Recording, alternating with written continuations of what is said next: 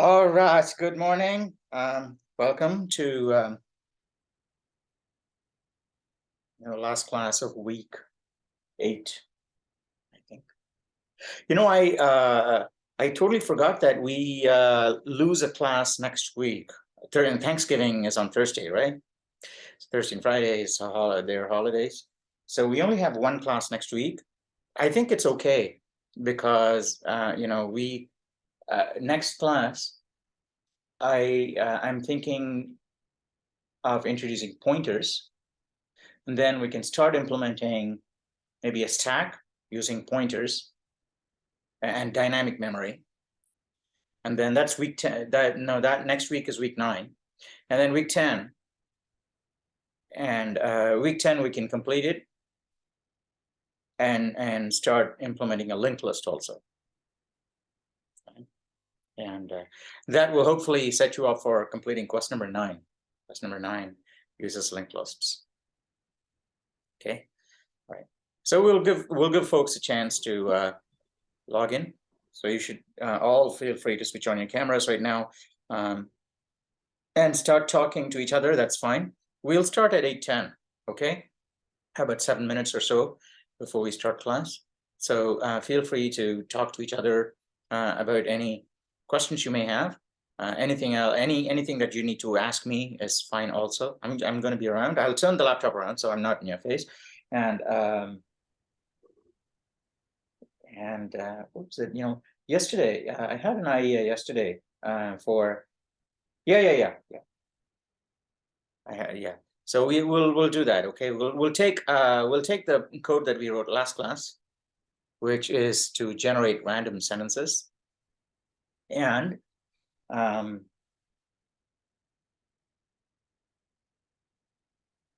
we'll write a parser. We'll write a parser. Okay, how about that? Okay, you use compilers all the time. You write programs and give it to the compiler and say, hey, compiler, can you tell me if it's right? And the compiler will look at your program and say, hey, no, that's not grammatically right. You got syntax errors here and there. You see the red ink when you try and compile your program. Why don't we try and write a compiler so that you can give it a sentence that along the lines of a sentence that your program would have created last class. It spat out these random sentences. So what we can do is write a program to read those random sentences and tell you whether they are grammatical or not. Okay. Well, within the vocabulary that we use. Okay, so within the vocabulary and the grammatical categories we use. And so it'll take the sentence and say, hey, this sentence is correct and that sentence has a syntax error, right? Just like a compiler, you can print out writing saying, hey, I tried to parse your sentence, I tried to compile your sentence, or understand your sentence, or interpret your sentence, but I couldn't because there's a syntax error in your sentence. Okay, so you'll get to feel how you'll get a feel for how the compiler does these things, and pretty sure those of you who are going to major in computer science and everything, you'll have to learn compiler theory at some point. Okay, whether in your second year or third year, I don't know, but you will learn compiler theory, and a good part of compiler theory is parsing the the input program, just to break it up into chunks and tokens. How are we going to do that today? Yeah, it's just one sentence, right? So we can just split it up using iString stream. Or something like that. Professor? Yeah. So I was checking for classes. So the class registration opened today, I think, for us. I was checking to see, and you don't seem to have a class that's like a Zoom class under your name for next CS2B. Winter CS2B, is that what you're saying? Yeah, it's only it only looks like it's fully offline because they all say have. It's me. Is it me or someone else? No, it's you, I think, because all the timestamps just say TBA, which usually means that it's like an offline class or like. Let me take a quick look, okay? Yeah. Let me take a quick look and see what this is winter.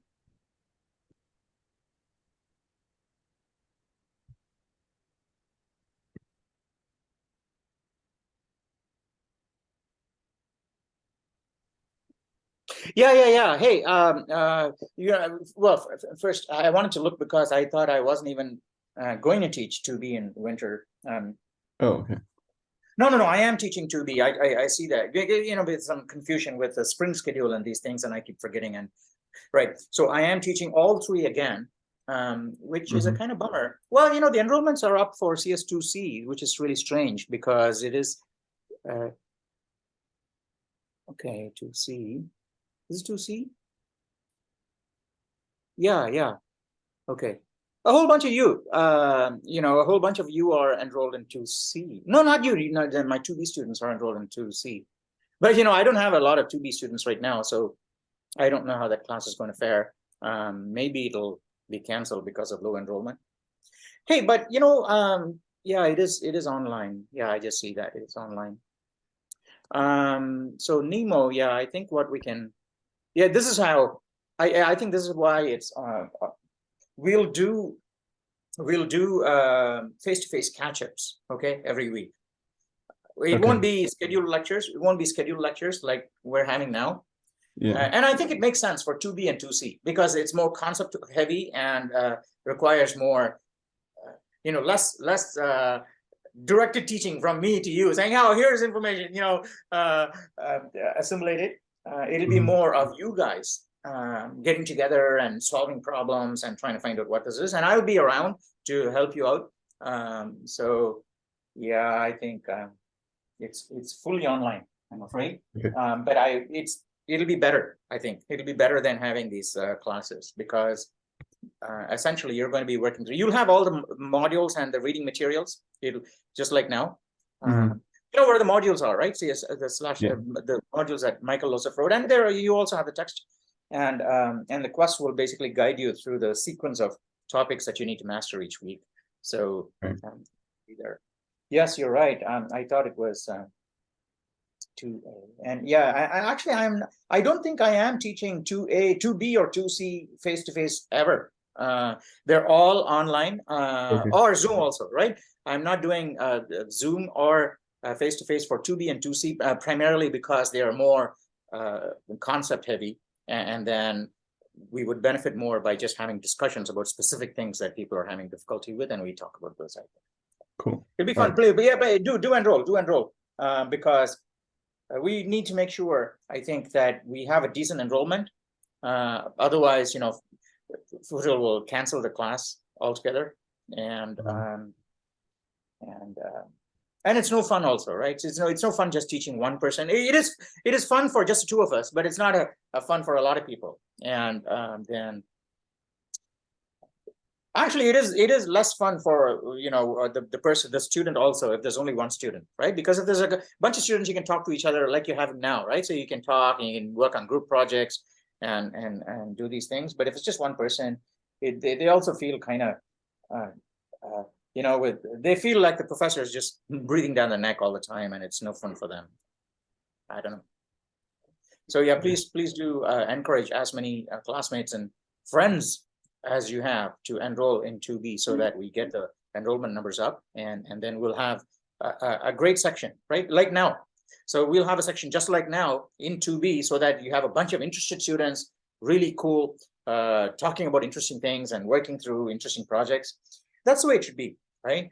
And computer science classes shouldn't be like, you know, just like go to music classes. And if you go to a music class, is it just, you know, your professor just teaching you on the whiteboard and your professor playing the violin or the piano and saying, okay, that's it, guys, go home. I never ever get to see you guys code or you guys play an instrument. That's not how it happens, right? If you're a coach, they say you can't read about football and go into the stadium. Yeah. Thanks for asking, Nemo. Yeah, and it'll be good to have you guys in class. Okay, so I looked earlier at the registration. This is, I don't know so much a question for you, Professor, more for the other students. Every quarter that you enroll, do you have to meet with a counselor before you can enroll? No. No? Okay, because when I'm going to enroll, it doesn't seem like I can enroll yet, but I don't see a time where it's like, oh, your enrollment is at blank time today. Yeah, did you check again today? Yeah, I checked like right before class. Okay, well, for me, it says that it begins at 10 a.m. today. I Okay, don't know if I'll look again at 10 a.m. That's weird. It's up in your student portal, right? no, but yeah, it looks like when I go to the registration portion, like click on the registration link, right? That's weird. Okay, let me try going back. I remember So, doing also that. last name. If your last name is, I think that's how it works. They open up registration based on the first letter of the last name, Mhm. Maybe A to J, this day and J. So I don't know, maybe Okay. H is Yeah. tomorrow. Okay. Good to know. I'll recheck if anything. But yeah, okay, I'll relook right now. Thanks. Yeah, there's a section there called get date to register, so you can see when you can. I don't know why it's all staggered like that, by name. It's because it's all being done by machines now. It makes sense when we had humans processing the enrollments. Then you say, well, we can't have all the students come in and overwhelm the staff on one day for registration. So we're going to stagger it. But now it's all machine. The system is going to do it. They should just open up. I don't know. Maybe there's other challenges in allowing everyone to register at the same time.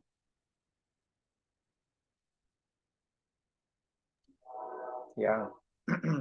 Well, I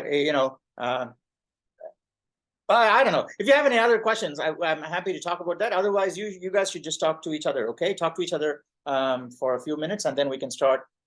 We can start as soon as you guys are. Take about 2 minutes, 1 minute, 2 minutes. That's fine. And then let me know when we are ready to start, and we'll start. And I think what we'll do today. It sounds ambitious, but it's not really, okay? I think it's about the same number of lines of code as you did for the previous class. We're going to write a parser, okay? Parser is a critical part of the compiler. The parser is what looks at your program and says your program has syntax errors or not, okay? So before it even gets compiled into machine code, the parser needs to look at your program and say, well, there are no syntax errors. It's grammatical. And just like in your minds, you have a parser for English sentences, right? When someone tells you something in English, the first thing, before you even try to make sense of the sentence, I think, well, I may be wrong actually, because you got to look at linguistic psychology or something like that to see what actually happens in your brain. But I think there's a very good chance that your brain does not actually start processing what the other person said before checking if that is grammatically correct. Or if it's grammatically incorrect, your brain is going to try and process it so that it can try and make some grammatical sense out of it. But your brain is first going to parse the sentence that someone else gives you to see if it makes grammatical sense, right? So suppose someone says, have a mouse. Some ungrammatical sentence that doesn't even make sense, okay? And then before you even try to make sense of it, you're going to tell the person, no, it doesn't make sense. You got to parse error, okay? A syntax error in what you just said. So we'll do that today. We'll do, not for programs, obviously, but we'll do that for the sentences that we generate, so that we can do a game. Actually, I had another idea. Bummer. Maybe I'll do that next quarter. Okay. Yeah. Okay. That that is more fun. Well, you tell me. Okay. So here's the other idea I had. So we select a random word, okay, and then from a bunch of words, like 5 or 7-letter words, okay. We select a random 7-letter word. We'll just pick up a dictionary and select some and put them in the system, and then the computer, your program will take the letters in that word, shuffle them, okay, shuffle them, and print them out in shuffled order, and then you have a certain number of tries to type it in, okay, and say this is the word, okay. Unjumble it in your mind and type it in, and we could just do names of people in class or or words, and you got unjumble it. So it's an anagram puzzle, okay. So and you get a number of you get a jumbled word, you got to unjumble it, and you got 5 tries, and 5 tries you got to unjumble it, okay. And so I think that will be a fun thing to do. Maybe that idea needs to be refined a bit more to make it more exciting. All right, so we'll do the parser today, okay? We'll do the parser, syntax checking parser, and then maybe next quarter I can do this if I can make this better, okay? All right. So if you have any questions and you want to talk to each other, that's fine. Go ahead. If you don't want me in front of your face, I'm happy to turn the laptop around. Otherwise, I'm just going to think for a couple of minutes about what we're going to do today. This parser idea that I mentioned before. I'll just think about how we're going to implement it. Meanwhile, you guys can just talk to each other. You can talk about the code that you wrote last class too, and say, hey, last class code, there was something that I didn't understand in it. Can someone clarify? That's fine, okay? Or anything else, everything that we've covered so far from day one. If you have a question, you can talk to your fellow classmates. And if nobody has the answer, I'm happy to chime in. Okay, so let me think about how we're going to implement this thing today. And no silence, okay? Just keep talking. I'm not paying attention to what you're saying unless I hear my name or something like that. So then I'll that's my trigger phrase, like Alexa, right? So trigger phrase. If I hear my name, I'll say, hey, okay, what is it? How can I help you? Okay.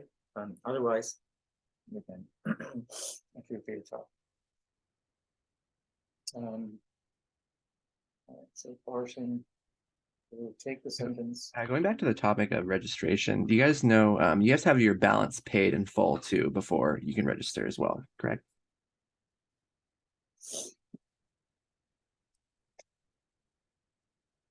I have no idea. Sorry. I thought you pay after you register. Oh, for Yeah, I sure. remember the first quarter they gave like a window. Oh, I thought you were referring to like the payment of this quarter. Yeah, I am. Oh, yeah, Oh, I think sorry, you yeah. need to have paid the quarter before. think- 'Cause they give you a window for the quarter before. Yeah. Yeah, also I just saw the dates and stuff. Have any of y'all taken multi here? And if so, do you have any recommendations? No? You mean math for D? No, Multi- I mean, no, like multivariable calculus. I think Yeah. that's 1C, no? 4D? Wait, what's Or Oh, 1D? 4D is 1D is vector calculus. 4D. 1D I think is vector calculus. So it's like so because I've only done single variable calculus. So I think I Yeah. need to do 1C first. Oh, yeah, I took 1C last quarter. Mhm. For me, it was a challenging class. I had Sembellin was my professor. Yeah, Zach. Yeah. Zach somebody. Mhm. Yeah. He was pretty good. Basically every professor I think has a lot of weight on the tests. Okay, cool. So Yeah, I just need it because I want to take linear. I don't really know why they are making you take a quarter of multi before you take linear, but So you two are like pretty far in the math series then, huh? Like you guys have taken a lot of math classes so far. I No. mean, yeah, but I'm not a full-time student. Like I work. Like I already have a bachelor's. Like I graduated. I just need this because I do like bioinformatics stuff. And I kind of want to learn a lower level language. Oh, that's cool. That's really cool. But yeah, no, I probably should have done multi earlier. But better late than never, I guess. But yeah, no, it's not like I'm just like breezing through. Like I have had plenty of time. Yeah.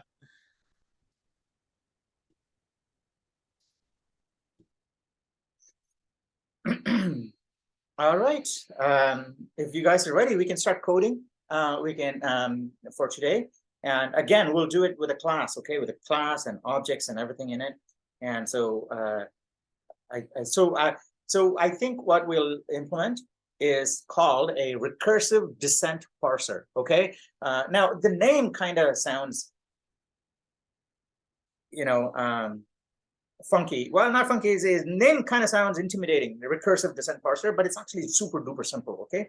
And as we implement it, you will see how, and later on, when you actually learn, when you do compiler theory, okay, in advanced computer science, when you do compiler theory, and you have to, when you do compiler theory, before you go to implement, advanced parsing techniques like shift reduce parsing and all, you will have to implement recursive descent. That's the first thing. They'll teach you recursive descent. And when they teach you recursive descent, you can actually relate back to what we're doing today in class and say, hey, it's exactly the same, except it's got a few more bells and whistles here. Okay, that's all. And because lots of people, I remember the first time I entered my comparative theory class, and the prof said, well, today we're going to be looking at recursive descent parsing. And I thought, wow, okay, that is going to be tough because I've never heard the term before.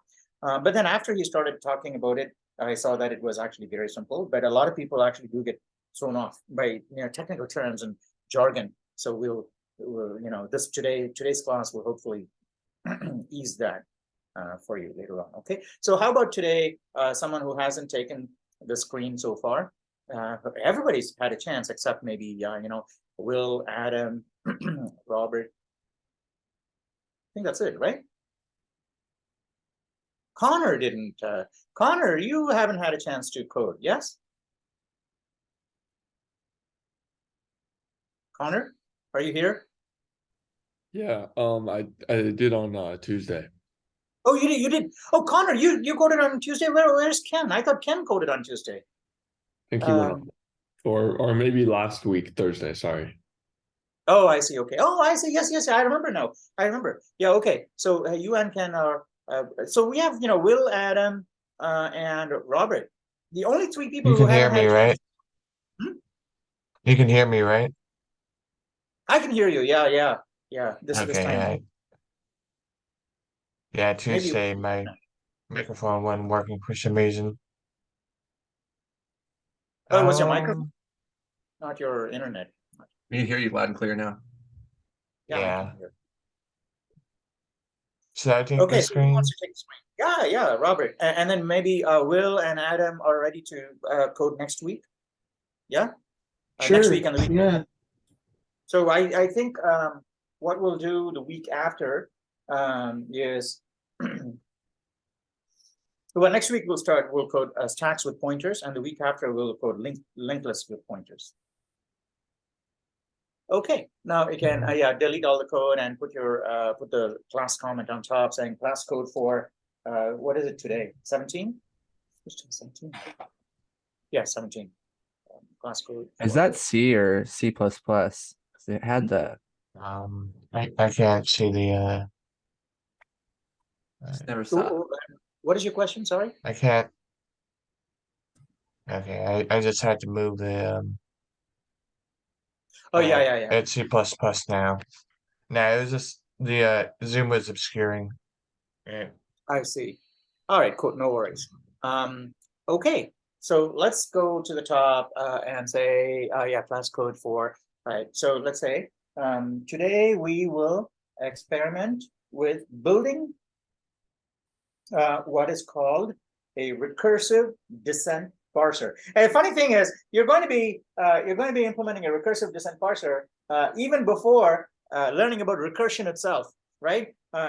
Technically, a recursive descent parser does do recursion, but today in our very simple use case, I don't think it needs to do recursion. But you'll get the idea.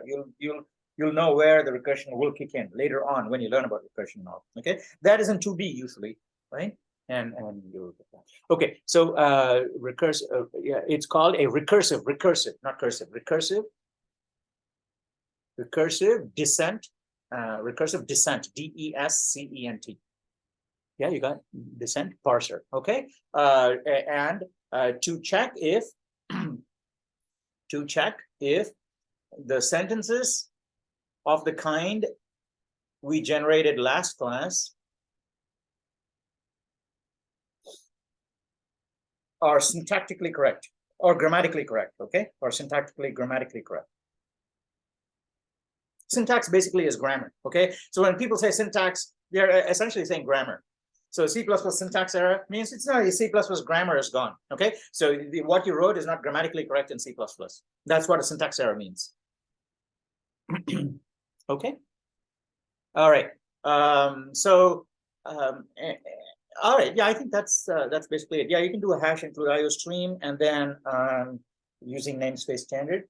And I think today also say hash include S stream. Okay, S stream after IO stream.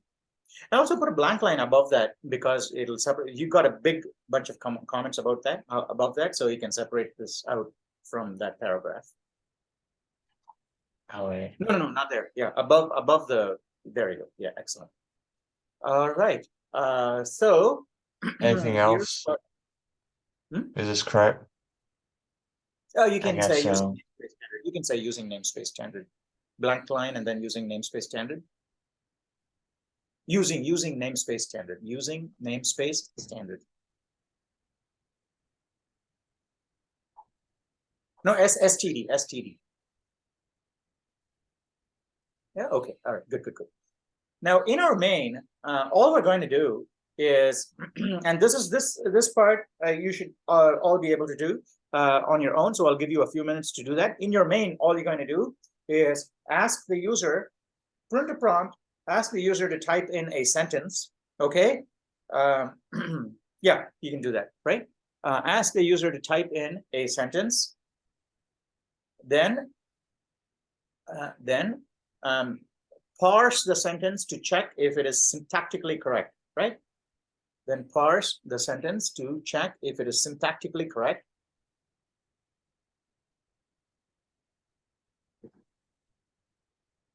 Syntactically, yeah, syntactically.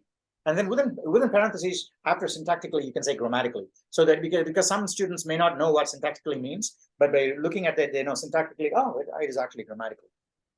Yeah, grammatically correct. And tell the user, and just tell the user whether it's legit or not. Okay. What was that? And tell the user whether the sentence is legit, right? And tell the user whether it's legit. And tell the user whether it's legit. Yeah. No, tell the user whether it is legit. Whether it is legit. Sorry, it's just Whether it is legit. Yeah, okay. And then get rid of and yeah, make that and instead of just. Oh, and just tell the user whether it is legit. Okay. All right, so that's what we're going to do. So in our main, I put a comment inside of main, and this is what you're going to do inside of main. Go into main, and say in an infinite loop. So in an infinite loop, we ask to print a prompt, get a sentence, and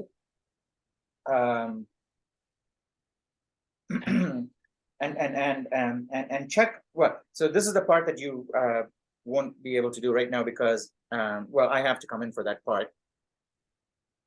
Right, print a prompt, get a sentence, check it, and print the result. How are you going to do check it? I have to. Right. So how about you do this until checking it? Okay. So do this. Do a while loop where you're going to print a prompt and read in a sentence, and that's it. Okay.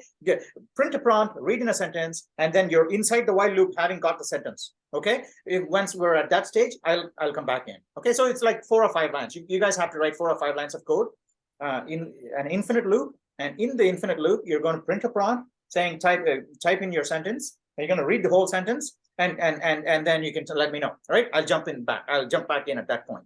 Can you guys do that? Yeah. All right. Good. Thank you.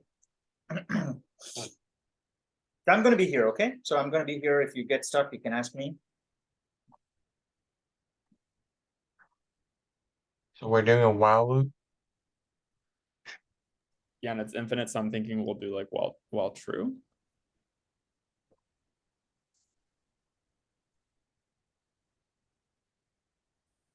Do we need a Boolean variable for this? I don't think you need a variable. I Okay. think you could just say while true. No. Then we can just break out. Yeah. Oh, so you're Okay.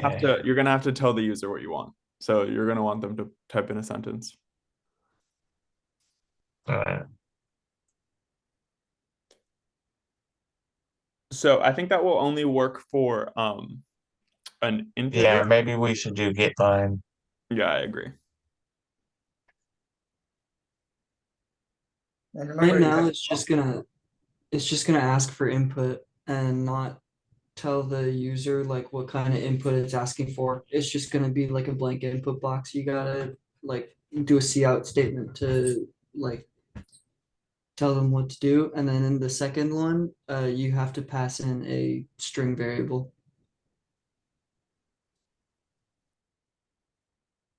Okay, so what should I tell the user? Just tell them to like type a sentence. Just say like type in a sentence or something like that. Okay. Nice.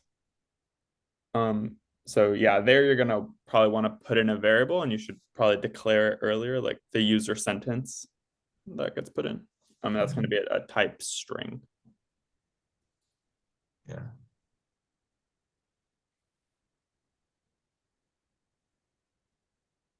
You don't have to Oh, wait. initialize it. You don't have to initialize it there. It's just, you can just say semicolon after the string, after user input is fine. Yeah.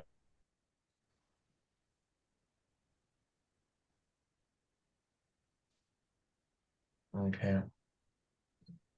Do we need Okay, to all do right. And like, then do we need to do a cout like flush statement or like an endl to make sure that it like actually prints that line? No, so you, in this case, yeah, here, just cosmetic, okay? Cosmetic change. Turn that period you have after sentence into a colon instead of a period. Colon. And then put a space after the colon. All right. Now, no endl there, because Adam said endl. You can have an endl technically, but stylistically, my preference is if when you ask the user to do something, it's a prompt, and then you accept input on the same line is much better experience for the user. Then That's what I thought. So I said like cout, like any kind of flush statement for cout. Yeah. Good. Call or... Now, yeah. All right. So Adam is pointing out that, well, we don't have a new line or an endl. How can we make sure that it's going to be printed, right? You got to explicitly flush. Very good point. Okay. As it happens, when you try and read from cin, that's also a signal to the system saying, hey, you know, they're trying to read from the console. If there's anything in the buffer, send it out first. So because he's doing a get line or a cin shift, right? You don't need to do the explicit flush. Good point, Adam. That's awesome. Yeah, it's really cool, isn't it?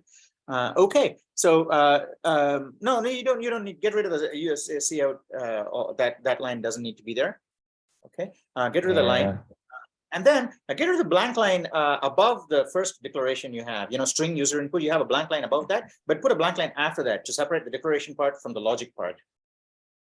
Okay, great. Now here's what we're going to do. We need one more variable, and that variable is going to be of a class of an object of type that we are going to create. We're going to create a class called parser. Okay, we're going to create a class called parser. So yeah, there you go. So after using namespace standard, there you go. You say class parser with a capital P, class parser. No, you don't have a double colon there, right? You just say class space parser. Yeah, and then space curly brace, space curly brace, and then enter, right? And then put a semicolon at the end of it after the last. Now we're going to come back. We're going to come back and fill this in. Let's do the rest of it in main first, and then we'll come back here. Okay. So here's what we're going to do. So in our after we've got the get line, we've got the sentence in user input. So here's what we're going to do. On the next line, after that, you put a blank line there. Yeah, blank line. You're going to say if, and then within, yeah, there you go. You're going to say not, that is exclamation mark. If not, parser dot. Oh, I see. So we haven't got an object yet. Well, you know, say parser. We haven't done that yet.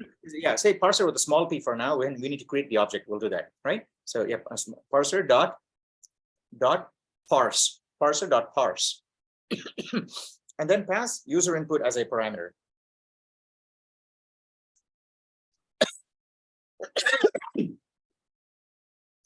Yeah, okay. Now close. Yeah. If not, then you can say CERR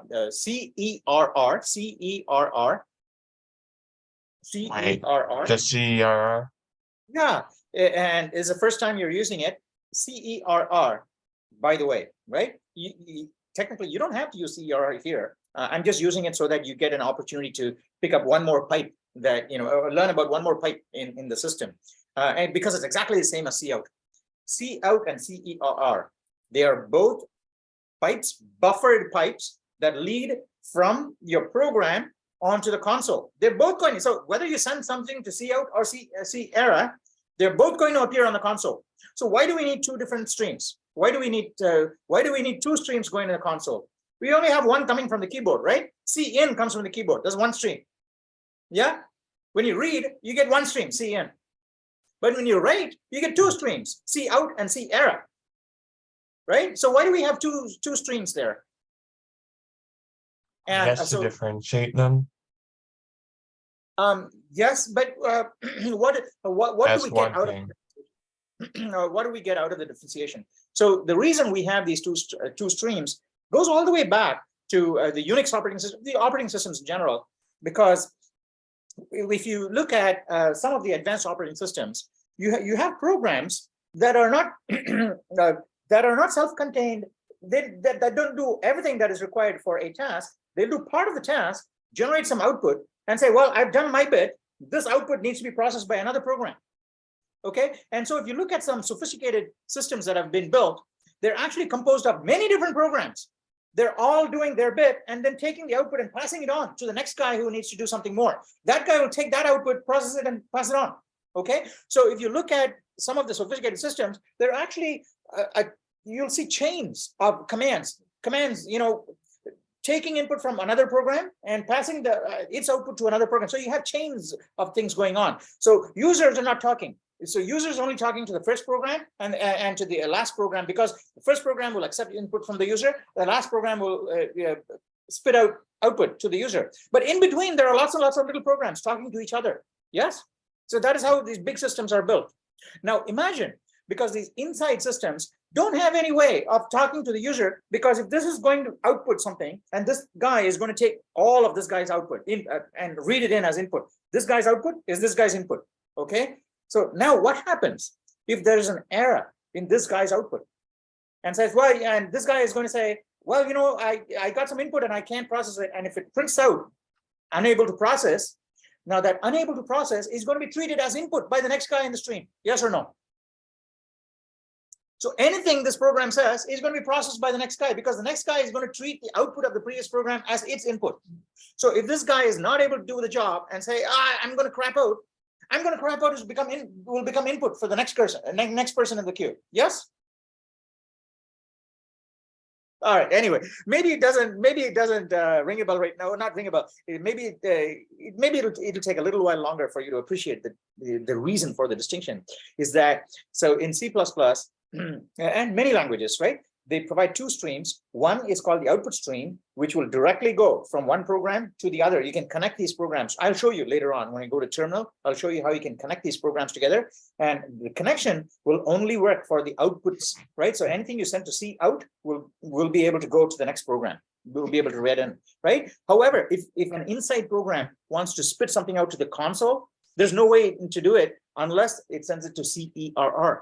Okay, so that is why you have two streams. An internal program can send output to the error stream CERR that will not be intercepted and passed on to the next program in the queue, right? So that is the reason we have two different streams. And Xcode and all these other programs that run, even this guy, right? Even this thing, when the online GDB, I'm pretty sure when you have errors, anything that's sent to CERR, the system can intercept and put it on the console in a different color.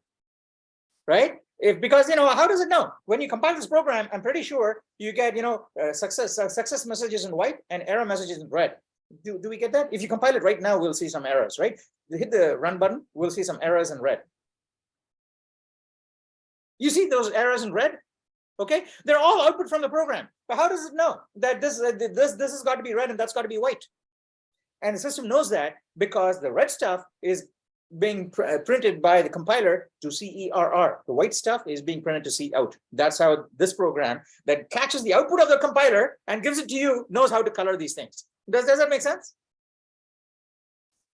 Okay, so now, so that's why we use CERR here, because, you know, we send stuff to CERR only when there's an error, when we don't know, when the user gives us a sentence and it's not parsing, okay? It's a grammatically wrong sentence. So I can parse it and tell the next person, well, I got this command, you got to do this, right? Because it's an incorrect sentence, I got to shoot it back to the user. So I can send it out to cout.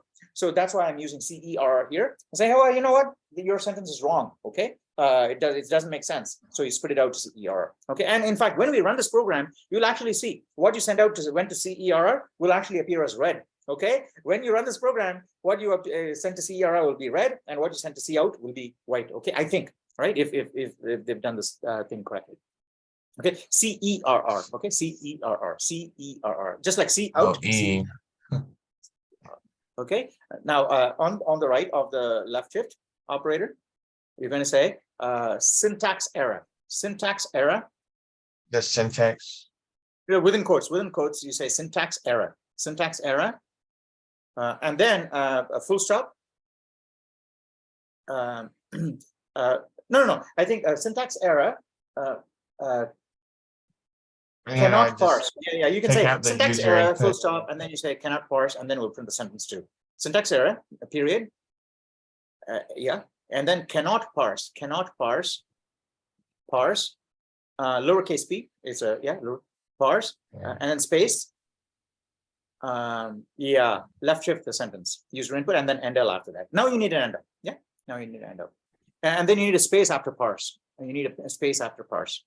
In fact, you can put a colon in a parse, colon in a space, colon in, Okay, all right, so if the parser, what we've done is we've so far in main, we've said that we're going to create a parser, and it will support a public method called parse. And that parse method will take a sentence and give us and say true if the sentence is grammatically right, and say false if the sentence is grammatically wrong. That's all. Okay. So the difficult part of what we're going to do now, it's really not difficult. It's actually easy. The significant part of what we're going to do now is actually build a parser, which is going to look at the sentence and tell you whether it's grammatically right or wrong. Okay. That's all we're going to do. Now, our sentence, let's go to the top of the file, all the way to the top, and say grammatically correct. After grammatically correct, hit enter after grammatically correct. Right at the top, line 12. Yeah. Yeah. Well. After there. One more comment there. One more comment, and say our sentences are restricted to be of the form. And then on the next line you can say, what is it that we had last class? Article. Okay, can someone just look it up and say what the parts of speech we used were? I think it was article, noun, verb, article, noun. Is that it? Article, noun, verb, article, noun. We didn't have adjectives. Oh, preposition. We had preposition, right? Article, noun, verb, and it needs to be, just that. The cat jumped over the lazy fox. Okay, the cat jumped over article. No, you have to say article, noun, verb, preposition, and then article, another noun. Two articles and a noun. We had, two. Space,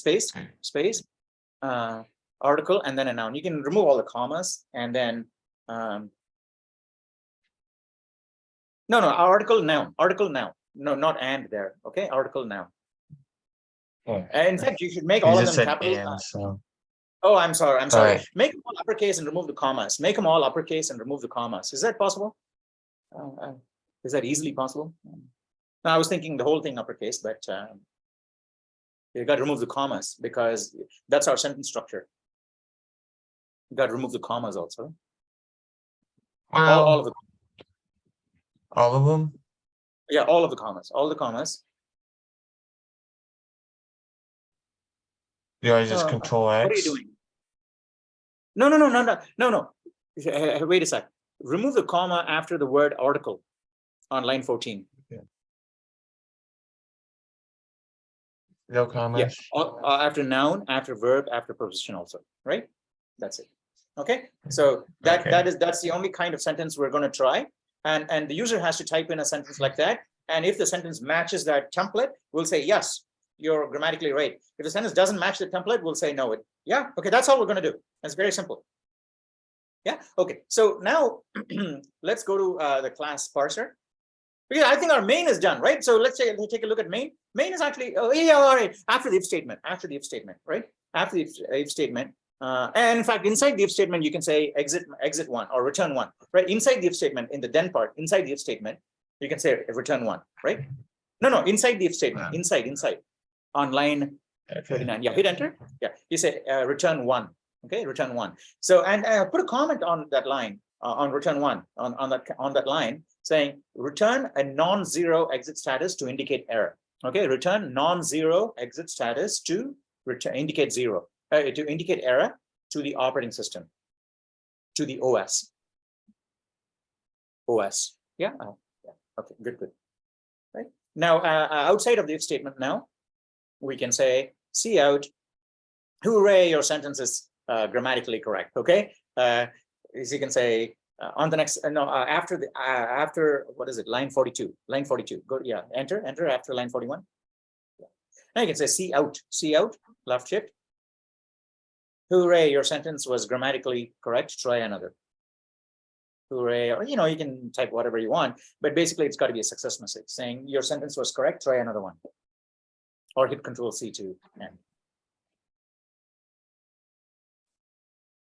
Correct. Try another one or hit Control C. Try another or hit Control C. Or hit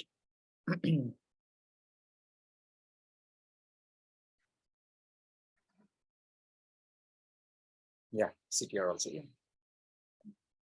Okay. Control C. And L. Yeah. And L. And then and that yeah, I see. That's all good. All good. Okay, you can remove the blank line after that.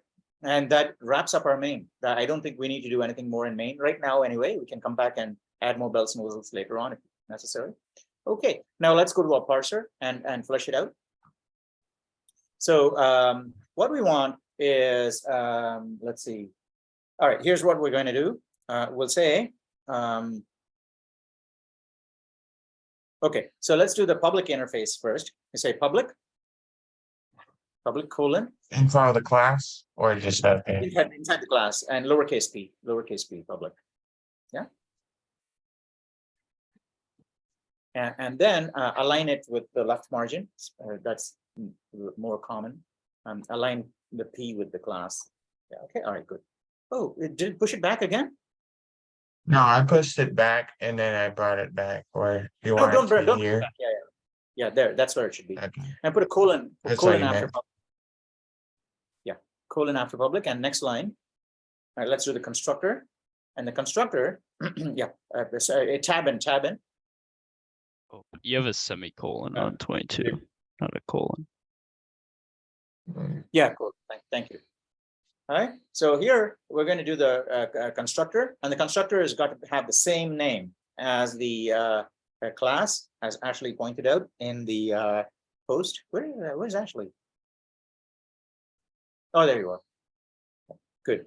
Space. Yeah. So now open parentheses, open parentheses, and it's going to take a parameter, and you're going to say string space s, string space s.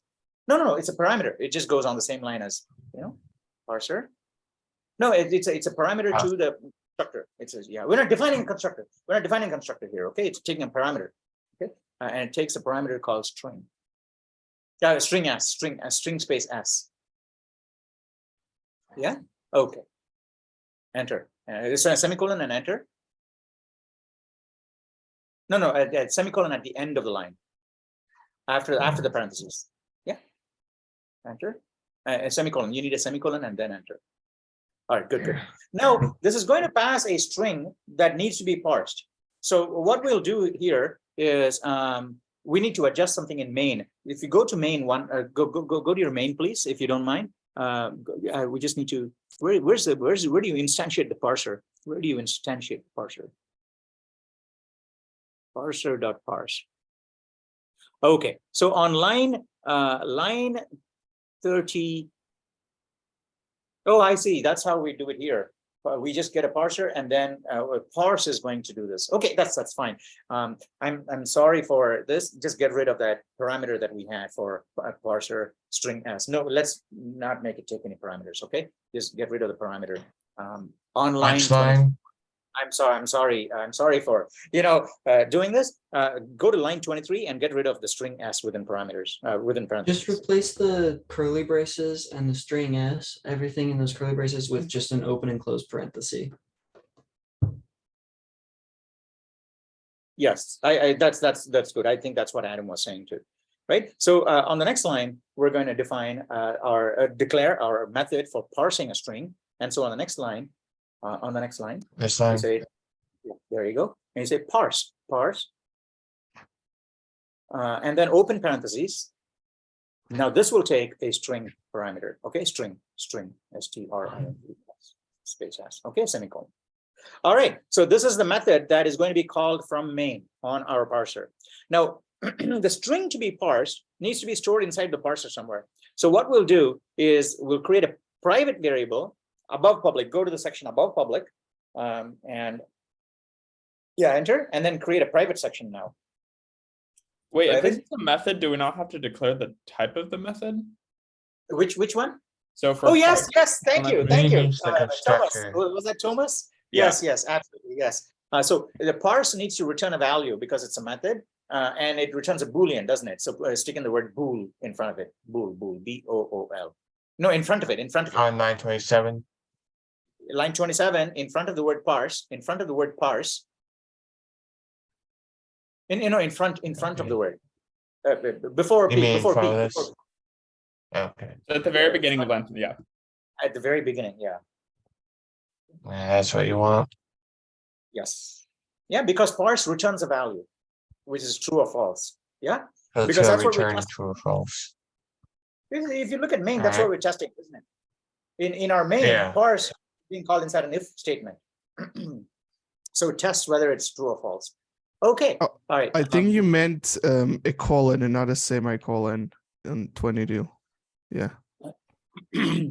Oh, I see. Okay. Yeah. Thanks for picking those things up. Okay. It's private. Now here we'll say string space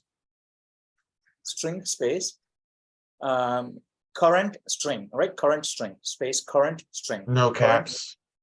No caps. This is a variable. Okay, current underscore string. Okay. All right. Good. I think. Should there be This is an what- underscore in front of it? If Just give me 1 sec. I'm trying to think if one sec, okay? Because I'm trying to think if we need to store the sentence or basically a stream that we're going to create from the sentence. Yeah, here's what we'll do. All right. So let's not store the string. We'll actually create a.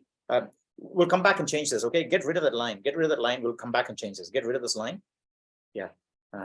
Great. Hey, Robert, you stuck the underscore in front of the variable name. Yeah. That is really cool. That's really cool. Okay. That is a good convention. Okay. And we actually follow that convention in 2B and later on when you create private variables, it's a convention that many people use. Putting an underscore in front tells programmers up front saying, hey, that's a private variable. Good stuff. Okay, now so what we'll do is we'll try and implement parse. Okay, we'll implement parse, and as we're implementing parse, we'll also know some other methods that we need to implement. Okay, so what we'll do is go to line 29 and hit enter. Go to line 29, hit enter. One more, and now we're going to define that method. So you say bool space 931. Yeah, bool space. Now parser ; parse. Okay, parser ; parse. And parser is uppercase because P is uppercase because that's the name of the class. Parser : parse. Okay, uppercase P for parse. Parser, not for parse. Parse. And then it takes a parameter, string s. You can say string s. Okay. All right. Now here, the first thing we're going to do is make an input stream. Put a comment there saying make an input stream from S and store it in our class. Okay, and store it in our object. Make an input stream from S and store the stream in our object. Stream in our object. Okay. So, and then here's what we're going to do.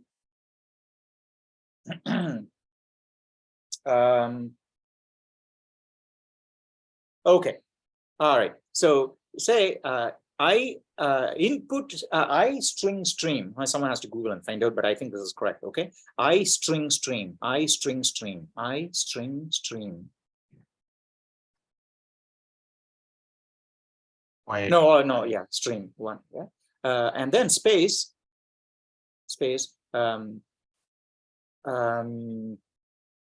stream, right? Just say stream for now. Stream.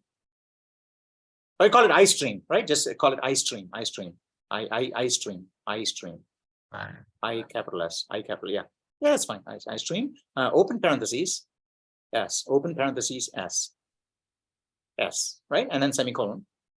And now on the next line, we've made a stream from this string, and we're going to just save that in our object. So what we're going to do now, you can go to that private part that you have on line 22, hit enter. And there you say I string stream IS, right? I string stream space IS. Okay, semicolon. All right. Now you're and on line 33, hit enter. Line 33, hit enter. Great. Okay. Yeah. Now you say underscore IS equals iStream. Now, we're doing this in 2 steps because I've forgotten how you can take a stream that already exists, that's been constructed, and then stick a string into it. It's possible, right? It's just one Google away, and you can find out and do it later. We were doing it in 2 lines, doesn't matter, okay? So we made the stream, and then we're attaching it there. Now, we've got the stream, hit and enter one more time. Hit and enter one more time, right? Now, what we want to do is read words one at a time. From the Can I ask a quick question before we move on? So underscore IS, that's a private variable. Is iString stream, can that also be a type? I thought that was more for like, it's an object, it's a type. iString stream is okay. a type. Yeah. Okay, it's a type, and because every class is a type, right? Parser is also a type, isn't it? Okay. Yeah.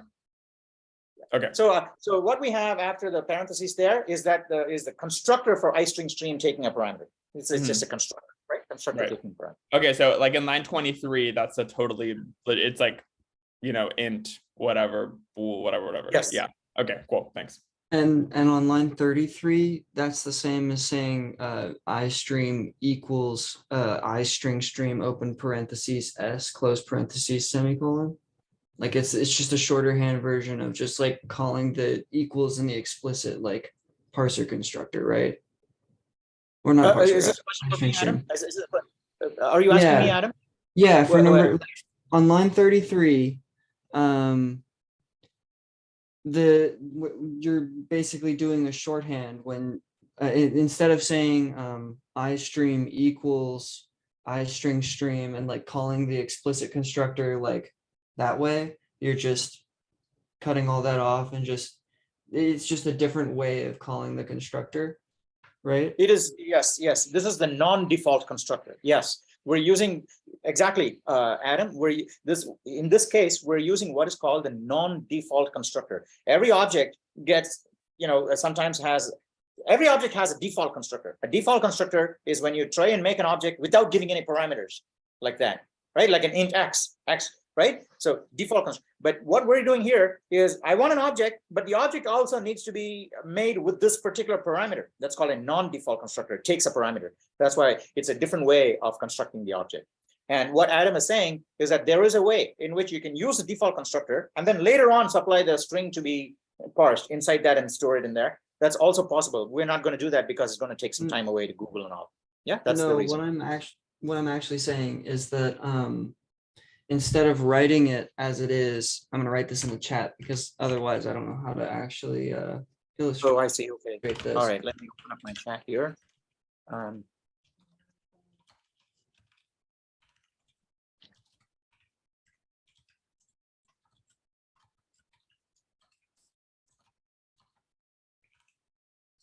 think that's it. It's the same as that. No, unfortunately, it's not the same as that. Because I think that should also work. It's Yes, just a yes, shorthand version of it. that should also work. That should also work. Yes, that should also work. You're So- right, Adam. Yeah. Okay. Yeah. I don't know, but technically, from the looks of it, it should work. But the proof is in the pudding. You got to try and compile it and see if it works or not. But I don't see any reason why that Oh, shouldn't work. It works. I just wanted to make sure everyone knows. Yeah, that Just should also like work. maybe like just for the sake of the recording and it being here Yes. for future people to come along. Yeah, cool. All right. And I'm trying to see if we could do it the way that Adam wanted, but never mind. That's homework, or you guys can do it later. All right. Here's what we're going to do. We're not going to do. So here, our sentence. What is the structure is, article, adjective, article, and so on. Right. So here's all we're going to do. We're going to say, get the first word out of that. So you're going to say string space word, string space word, string space word. Word, okay, yes, a semicolon. On the next line, here's what you're going to do. You're going to say word. What is it? Underscore is right shift into word. Okay, right shift into word. Okay, that's our first word. Yes, that's the first word the user typed in. Yes or no? Okay, now what does the first word got to be? If our sentence is grammatically correct, what is Article. article? Great. Okay, so on the next line, all you're going to do is so simple. Okay, it is so simple. In fact, you can do. I'm just going to do the next 2 lines, and you can do the next 5 or 6 lines, and it'll be so easy for you. Okay, and not Robert. Someone else should call the code, and Robert will type it in. Yeah, is that okay, Robert? After this, okay. All right, good. All right, so here you're going to say if, and then open parentheses, is underscore article. We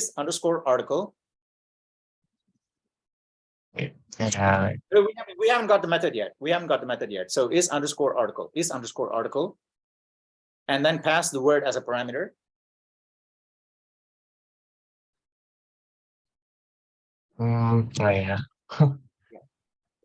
All right. Now we don't want the then. We want the if it is not an article is what we're interested in, right? If it's an article, it's okay. If it's not an article, we're interested in. So yeah, there you go. Thank you. Right? If it is not an article, I didn't hear the. I didn't say not before. I only said not now. So you did hear properly. I didn't say it, right? You need the not there. You need the not there. If not an article. Yeah? Okay. Yeah, and then you say return false.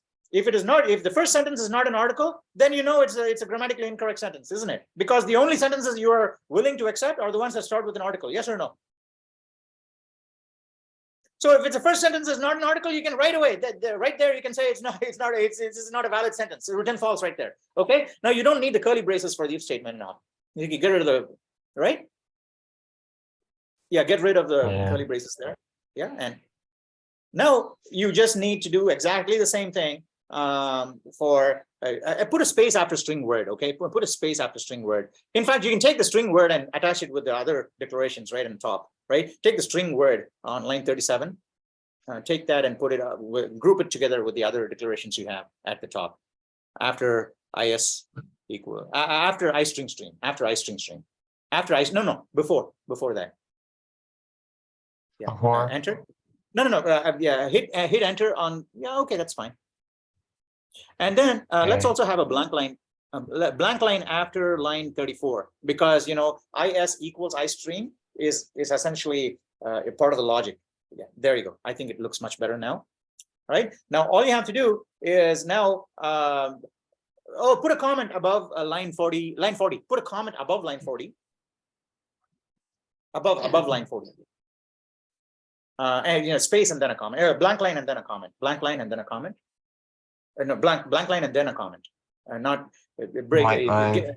Put a blank line on line 39. Yeah, there you go. remove that and put a blank line there. Remove the two forward slashes. Next line. Right. Next line. All right. There you go. Start a comment there and say, check if the first word is an article. Check if the first word is an article.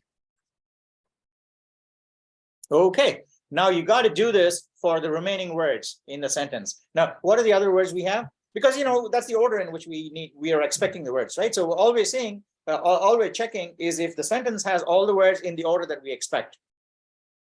And then later on, we can go and write all those other helper methods saying, well, you know, is article and all those things we can do later on. So do the other methods here. So you got to say is article, and what do you expect after an article? I think it's the cat. Oh yeah. Then you expect a noun, and then you expect a verb, then you expect another article, a preposition, and so on. Okay, do all of those things. You need to get the word. You need to get the word. You need to get the next word, right? So if the first word is not an article, it's you know, yeah. There you go. And then yeah, there you go. Excellent.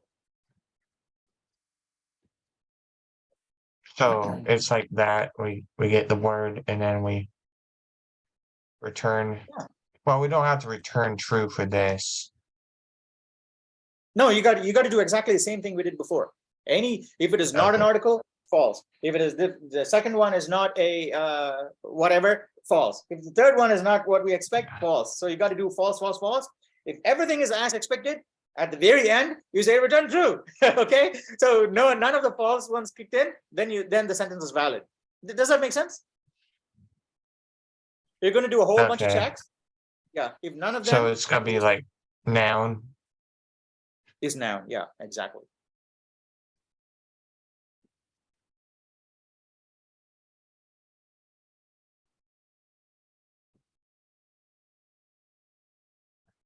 Is everybody following along, right?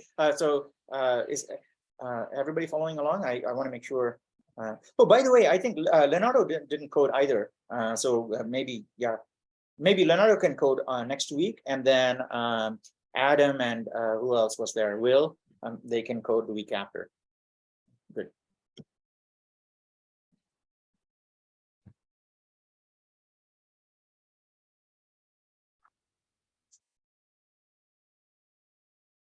It's not proposition, it's a preposition. A PRE. No, PRE. Yeah. proposition. Article, Yeah, noun, verb, proposition. It's preposition. Preposition. Yeah, preposition. Position before preposition. Okay. Preposition. Yeah, I thought you said, well, you might have said proposition, so. Propositions are things that we need to pass, you know, like bills and all. Yeah, maybe we're doing that right now. You never know. All right. So Yeah. preposition and then article and noun. Yeah, there you go. And then blank line there, and then you say blank line and then a comment. Blank line, and I could put a comment saying if our sentence passed all the above checks, then it is a valid sentence.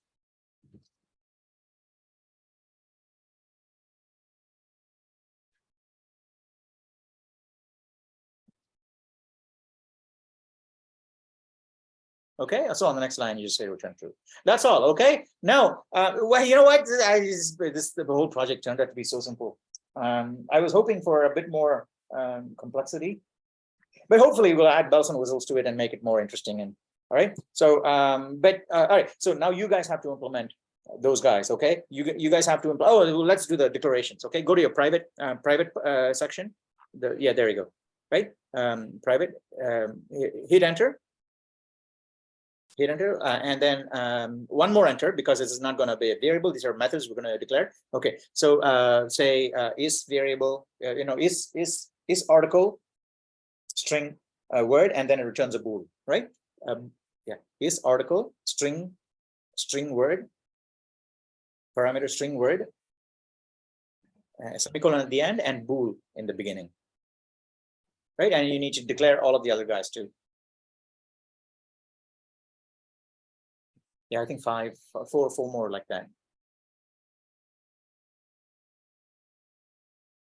think verb. Oh, we need one more preposition also. Preposition, verb, noun,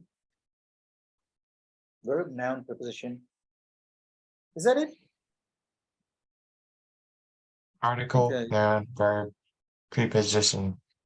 Oh, You so keep we're only on using saying four. proposition. So we're only using 4 parts of speech then. Well, now I need to add the underscores if they're private. So Yeah.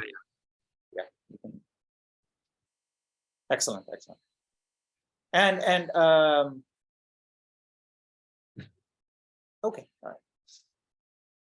Just want to make a point here, which is not really that important, but it's useful to know, is that even though these is article, is all these is methods are object methods, they're being called on the object. We're not prefixing those with, parser dot is article, parser dot, and so on, because they are being called from within a parser method, right? Inside, they're all being called from parse, which is already an object method, isn't it?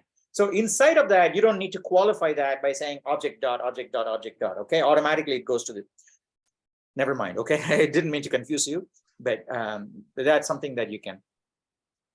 Right. So you guys in the next 10 minutes implement those 4 functions. All you have to do in those 4 functions is you have the list of from the previous class. You have the list of adjectives you use. Yes, it's in that vector. Yes or no? So all you have to do is take the word and compare your word to all of the permitted articles in the vector. If it is not any of the permitted articles, you're going to return false. If it matches one of them, you're going to return true. Yes, is that okay? Is that okay? Can you guys do it? Okay, right, great. You can do it. Now, yeah, I think we can make it interesting. We can actually make it interesting after you've got this done. Okay, after you've got this done, we can make it interesting by saying now we've got to change this so that your the agreement also works, like a and the, right? A and the, and then the noun following it. So you can't say a apple. The fox jumped over a apple, and that is not grammatically right. But this will say it is grammatically right because a is in the right place and it's an article. However, you need to modify the program so that a in the right place is still wrong because the following noun starts with a vowel. Okay, so that's a challenge. Okay, that is an added challenge, maybe extra credit added challenge. You can do that. I can help you. I can do it if nobody, if everybody wants me to do it. I can help you. Code just like this. But it'll be an interesting exercise for you guys to do, but not right now. Let's get this working first. Okay, so write those 4 functions, the 4 object methods that should take a word, compare it with the vector of words that you used for that particular category in the previous class. Okay, and say if it matches one, true. If it doesn't match any, false. Is all right. So do that, and now I will basically turn the laptop around, so I'm not looking at you, so you don't have to be self-conscious and all. And and call me. Okay, call me when it's done, and I'll and we'll run it together. Okay, don't run it. Don't. Hey, I want to see what I want to see. When you run it, I'd like to see some sentences run past. So before you compile it and run it, just let me know. Right? So take it from here and do it. 5 minutes, 5 or 10 minutes. Okay.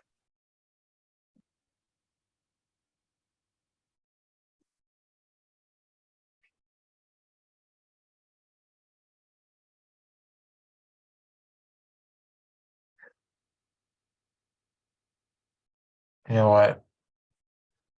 What do you guys think?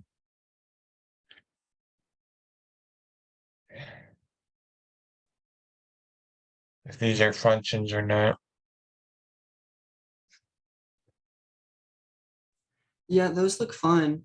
Yeah. You should go to the Reddit here. I've got the link right here. I'll post it in chat. And then, Okay.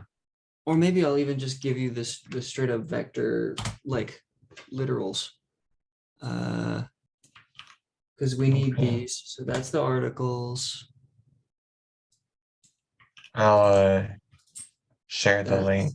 It's in chat. Oh, not the link. I mean you can copy it from chat. Yeah, you can copy it from chat. Do you need, I mean, I can send the link too. Yeah. So this is it- the vector.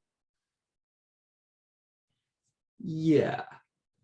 And then, I mean, I'm just gonna paste it in here, but yeah, and then we need to definitely include vector. And then instead of, in the private, No, do hash include vector at the top. yeah, That's what I yeah, meant, hash yeah. include Yeah. vector below string That's true. stream. And then, I don't know if we should create a new vector every time we call the method. We So have we're two good. options, and I think the one that's gonna make the most sense for everyone is to just define like the vector as like a const vector in the private section.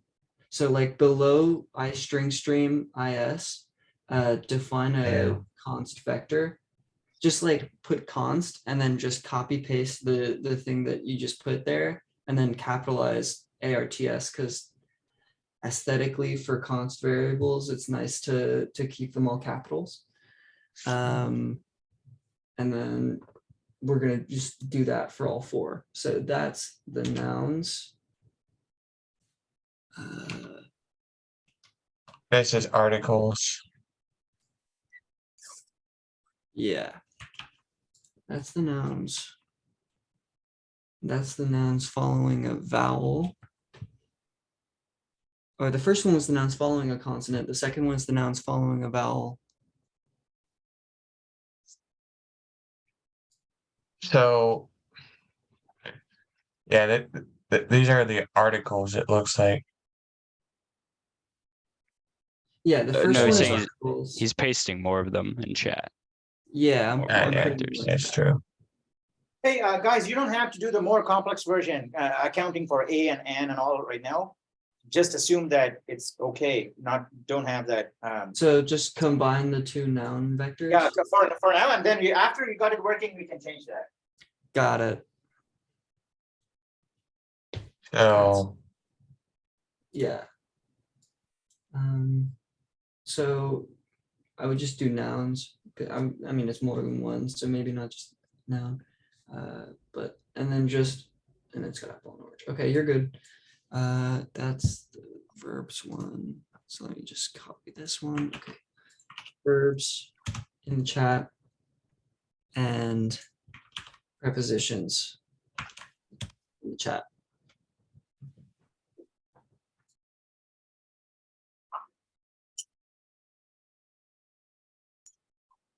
all right, thanks. No problem.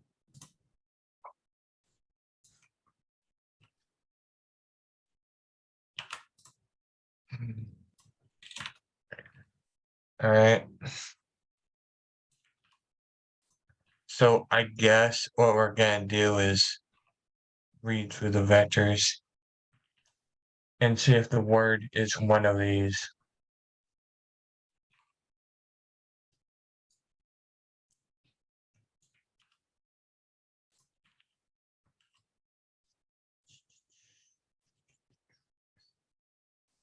We need to loop it. I'm guessing we need to loop it, right? Yeah, you need to Yeah, loop through the vectors entire have vector. size, so you can just use that as your less than. So and then You could just use a for loop. yeah. Super easy. Um,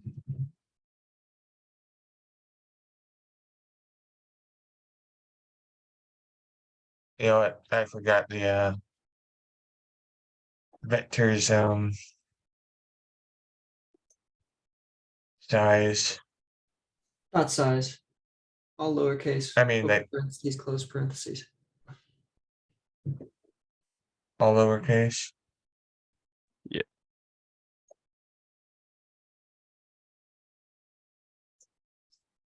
Well, it didn't do it automatically, so I was assuming it went like.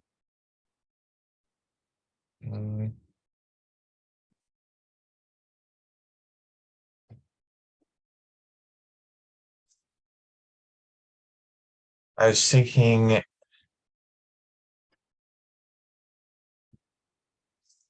Since I is an index in the vector, can we use Vector. a size Yeah, t that's instead of an int? yeah, it's size T.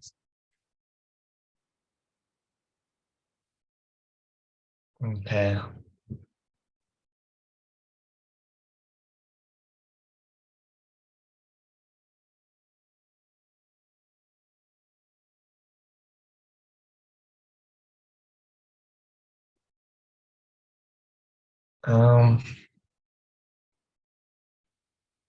We need to get the. I guess it just does the word, right? Yeah.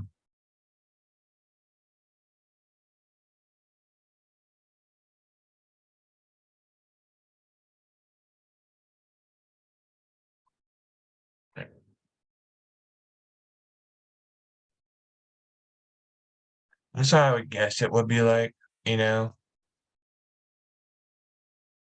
if the it would go for the index, and if it's equal to whatever's input into this, it will return true. Does that look good?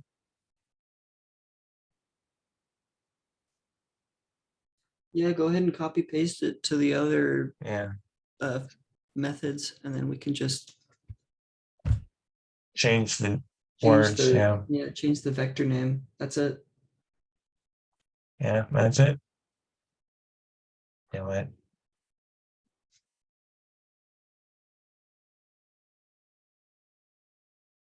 Yeah.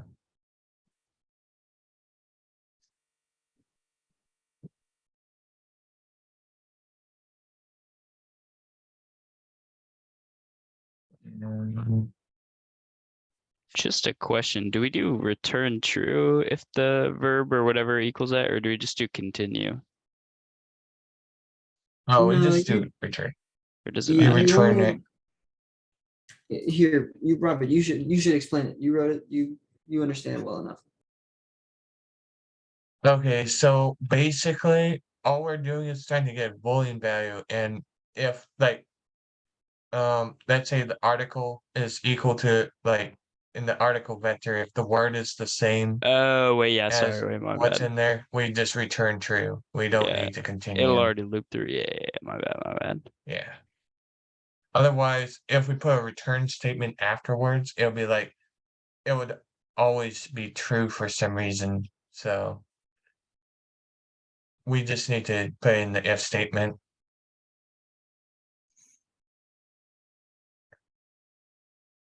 I mean,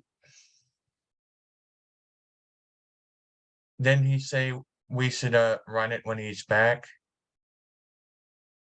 Oh, are you guys ready?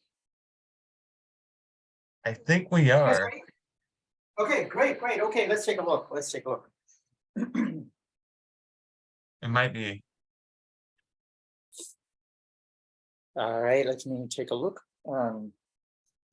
Increase the font size for just a little bit.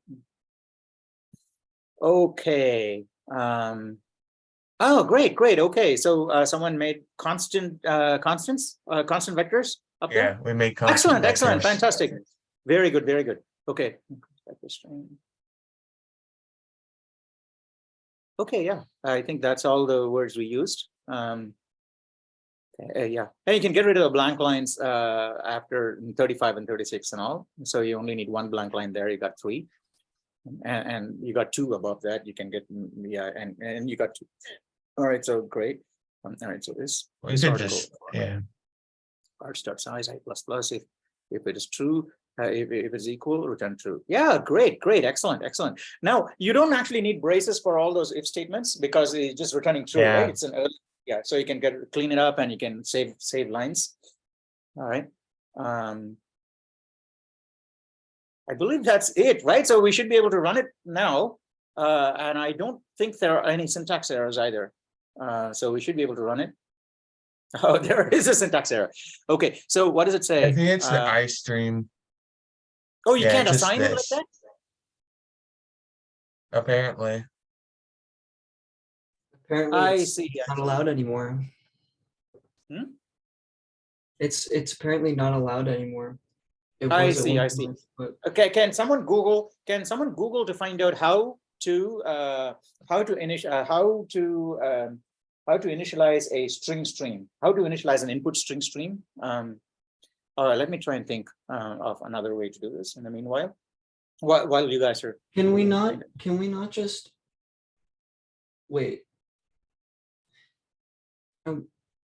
Actually, it might just give the same error if we just if we just replace the whole iStream thing with the iStream string IS. constructor. Actually, it might work. Well, I mean, here, let me test it real quick, and then I'll get back to you.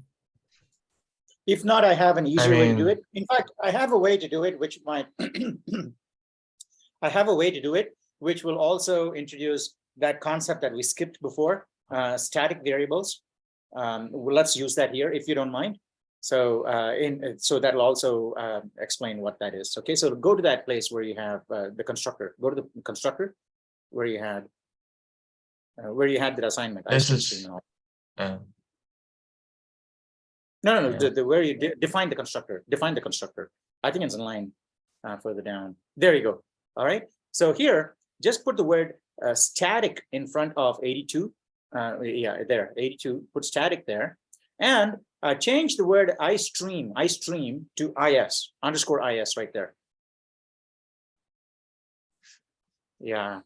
And we Now you don't have need underscores. this. Yeah, you have underscores now, even though it's not private. Yeah, I'll leave it to you because it's not really an underscore anymore. You can get rid of all the underscores there in that function. Yeah, get rid of all the underscore. So correct me if I'm wrong. There's a lot of this- underscores. No, there's only 6 right there. Yeah, just get rid of those. No, Correct. those So I guys. mean like this. Yeah, you need the inner ones. Yeah, just Yeah. the IS. So this static, it's kind of a weird static. I was thinking about using it earlier when we were talking about the vectors. I think it actually makes more sense to use static like this than const like we did. No, I think const is fine. Const is good. It's You fine. can make It's them const, absolutely static fine. const. Yeah, static const is fine. You can make them static It's const. absolutely fine. I'm just saying that static in that function, that means Should I run it? So wait. Let Adam complete his thought. Okay. that it means that is defined one time only and is only accessible to this block of code inside the parse function or parse method, right? Yes, absolutely. So that is what Adam said just now is exactly the meaning of what static in that context is, right? Static, even when you use static variables in classes, it's actually the same if you think about it, right? Because that's a variable inside of a class that is scoped by the class braces. It's that variable is not outside and it's only once. It's only initialized once inside the class. So static actually has the same meaning, whether it's inside a function or not. But this use that we're using static in is ancient. It goes back to C, right? And what that says is exactly what Adam said. When you have a static variable inside a function or a method, that variable is only created once, okay? It is not created once every time the function is called. Other local variables come into existence when the function is called, and they go out of existence, they die when the function exits, right? But if you have static, once the static variable is created, that variable will never die until the program itself dies. So it's going to be there all the time. So that's basically what happens. That should fix our problem, I think. If you try and compile it now, I believe that it would work. Yeah. And so what I was wait, talking we about- still have errors. We still have errors. Oh. What does it say? 123. What, Oh, yeah, it's parser just not, because oh, it's- we never declared a parser. Okay. Yeah, declared so a um parse, yeah. Oh no, parser, space parser. parser. Was it Yeah, capital? lowercase on the second one. You know, one time, a long time ago. No, open close. Okay, it's just a default constructor. It'll just call the default constructor. No open close there. Okay. So Yeah. what I was talking about with the static vectors, Mhm. I said earlier there were two options to deal with like, Oh. creating these vectors only one Um, time. The static thing was the other option I was talking about, and I figured it probably was best Interesting. not to. But we could have defined It vectors. hasn't allowed the user to have any inputs in I think where Hey, Robert, wait a sec. I think Adam was saying something else, something that was something about something else. Adam, you want to complete that thought, or can we just move Yeah, on? so the vectors that we defined as consts, we could have just as easily put them inside the method definitions for the is article, is noun, whatever, and just made those static in the same way that we made the iString static, and it would do the exact same thing. Except it would just create the vector one time. So Yeah, did everybody understand what Adam just said? So he's saying that Yeah, instead wait, of I'll- having these oh. constants in the class, you could also have them inside of the methods. So Yeah, then when yes. does static, like in that sense, like once you call it one time, it will be created in memory. It's not like you won't clear that from the cache or whatever. So it's Yes, like, yes. okay, Yes. okay. And in fact, we should clarify terminology here. So variables are not called. And I say this because it's not just you. A very, very common mistake, okay? Even if you look in the subreddit, blue subreddit, lots of students say, I call this variable, call this thing, but only functions and methods are called. So variables are not called. So a static variable. Oh, sorry, I meant initialize, right? Okay. Yeah, exactly. Okay. That's what Will meant. So it means that it is initialized exactly once. And in fact, it is initialized when the program starts up, strangely enough, okay? Or at least maybe they've changed. No, I don't think that would have changed in the compiler engineering, right? So all static variables are initialized when the program itself starts up. And I believe, and I may be wrong here, you may need to check, in your program, those of you who are doing computer architecture and all, you have the data segment and the heap and the stack, right? So I think the statics will be stored in the data segment. Anyway, I shouldn't be talking about that now, but I think that's the case, right? Those of you who know can basically check it out and share the information. All right, so do we have everything now ready to go? What does it say? it's just saying return. It's doing this without actually taking in the user input yet. Yeah. Let's just make this. Constructor isn't defined. Yeah. We don't need the constructor, right? We can just use a freebie constructor given to us by the compiler, because the constructor doesn't actually do anything. So you can get rid of the constructor declaration, right? In the declaration. No, that we need. No, declaration inside the class. Inside the class. You go to the class. I believe under public we had there you go. So because we said that, the compiler thinks, they're going to define, the programmer is going to define the default constructor also. And so it's expecting us to do it.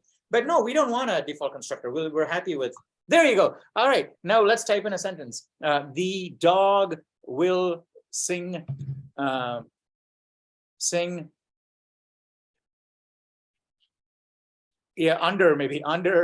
the sky. All right, the dog will sing under the sky. That should be true, right? That should be true. Oh, wow. Cannot parse. The dog will sing under the sky. Okay, great. Okay, great. Why didn't it pause? Okay, now this I think is an easy enough bug for you guys to fix. Correct me if I'm wrong, okay? If you want me to fix it, I'm happy to fix it with you guys, right? Essentially doing what we're doing now and going through it and putting cout statements if necessary, finding out what's going on. But here it is saying that sentence is grammatically correct. Can you guys figure it out?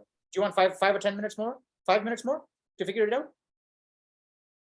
Debugging is an essential part of computer science, so I'm glad it's actually part of 2A, right? You get to do this debugging right now. And if you cannot debug it, I will help you debug it. Do you want 5 minutes to debug it on your own? All of you, not just Robert, okay? All of you guys. Is it a matter of debugging, or is it just a matter of like not using future tense here? Because will sing. We have that as one. We have that as one thing in the dictionary. Okay, so I see. Right. I see. That's why. Or the vector. Sorry. That's gonna cause a I know what the error is. Okay, you don't need to debug it. I know what the error is. You don't need to debug it, but go ahead and debug it. And there's another error that it's not just this. I'm gonna I've run it on my own. It's not just the error that you're talking about. There's some other error that needs debugging. Oh, there's another error too? There's another one down the line, yeah. Okay, all right, great. Let's figure it out. Okay, now type in a sentence now. Type in a sentence. And make sure you use all the right letter casings, okay? You can't have capital THE, right? You guys have the cat, yeah, the cat jumped over the boat or something. Yeah, all right. The cat will sing under. The dog will sing under the cat. Now, why did this fail? Let's see. Why did it say?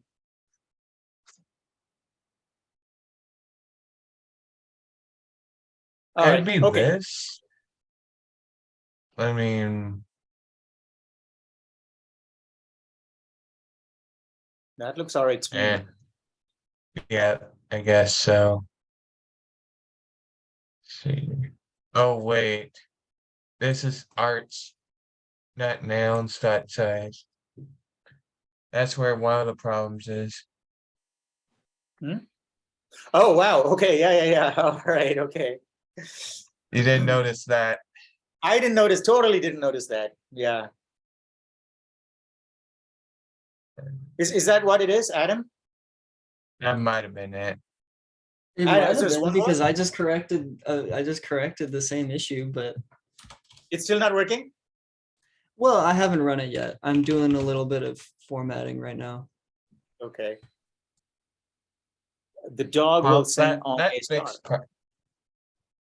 No, it didn't. Yeah. It didn't. So you got to find out. So you got to figure out why it's still not. And you may have to put in see out That was statements. just right? one of the problems. I think that's just one of the problems I need to find. Yeah. But yes, it's but it's running now. So what you can do is, if one of the hints that if you want to try this in the process of debugging it, you can put a cout cout inside of your is article is noun and all. When it returns false, where it returns false, you can say article check failed, false, right? Return false, or noun check failed, return false, and so on. Okay, you can do that if you want. Not there. Oh, yeah, there you go. There you go.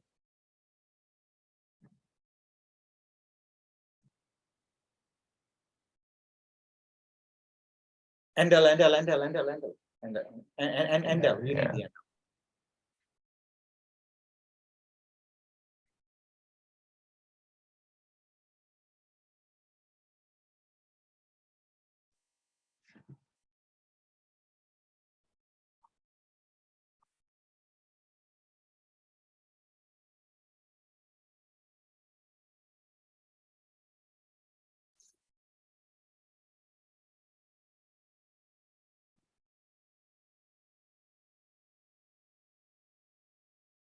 Okay.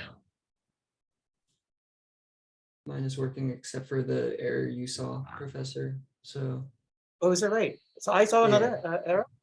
I see. no, the error that I was talking about, I fixed, and I think looks like Oh we got- wait, Oh, wow. this one says it's correct now. yeah, we have to do. What a was the error? different- I forget the error that we fixed. What did we fix that we got this now? Probably wrong vector calls. I'm sorry. What did we fix? What did Robert fix most recently? He didn't fix anything. He just instead Yeah, of I the didn't diagnostics. think you changed anything. Yeah, we didn't Try the change same anything. sentence from I did earlier. change the size, words that but you other used- than that, Did you use a word that had more a space in it before? Because if you You did use will sing. like will sing or Han Solo, that's gonna throw an error because it's reading one word. That's what. So Yeah. it's- That's Ah, it. yeah. Okay. Yeah. That's what. Okay. Yes. Totally. That's it. Thank you. Yeah. All right. That's fantastic. Okay. yeah, that I would have guess been we the should last just place. get rid of these. Should we just get rid Yeah, of get these? rid of them. You can't have Han Solo. Han Solo, bye. Okay. So and no, will And sing. will Will sing sing. also. Not Yeah, will and sing. will Will sing. In verbs. Verbs has will sing. Okay. It wouldn't let me edit the code, so I just had to. Great. I think that's it, isn't it? As far as I can tell, yeah. As long as Yeah, we're passing stuff on the alright. vectors, it should work. Yeah, and if you excellent. The dog I morbed think- a cowboy. Yeah, okay, because it's because it's missing the preposition, I think. You need the preposition, right? Yeah. Yeah, I guess So, so. Excellent. It's Now just you can actually testing it. Yeah. You can also modify the main method so it doesn't exit after a failed parse. You can just say syntax error, try again, right? So it's always in the loop until Control C. And So yeah, you let's don't have say do to that here. yeah, get rid of the return. Get rid of the return, and then you can say cannot parse, and then you can say cout CERR, try again. Yeah, CERR, try again.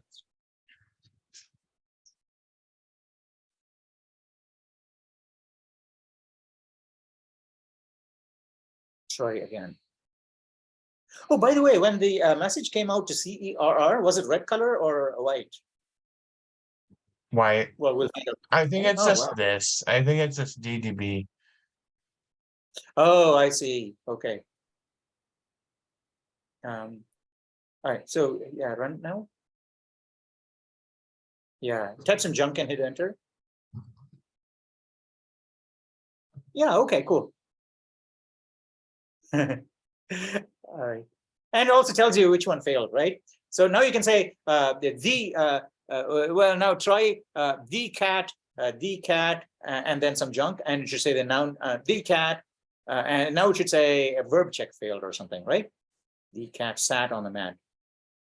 What does it say? Verb check failed? No, it did say. Article check. Where does it say? Where does it say verb check failed? Says article check failed, but I think Why did it say article check failed? Because it should say verb check failed, didn't it? The third word is supposed to be a verb, isn't it?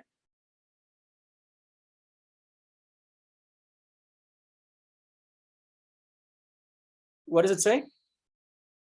Why does it say article check failed again? So I think in your message, you probably have the wrong message out there. Verb should print verb check failed. Oh, it does. It does. And still the output is saying article check failed. why does it say article? Is it doing all of them and getting to article check last and saying, hey, I don't have these anyways, and they're all false anyways? Like if you did all of them Yeah, correct, no, the third one would it only false say the immediately, verb? shouldn't it? It should return false Does it? immediately, shouldn't it? Oh yeah, it Might should. not really matter in a way, but No, it does probably matter. does. It does. It It does always matter. matters. Yeah, even if if it looks benign, if it's not what you expect, then it matters. Why?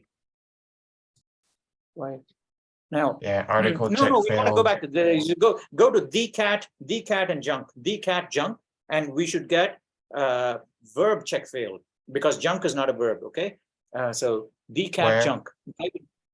No, type in the cat junk. Type in a sentence, right?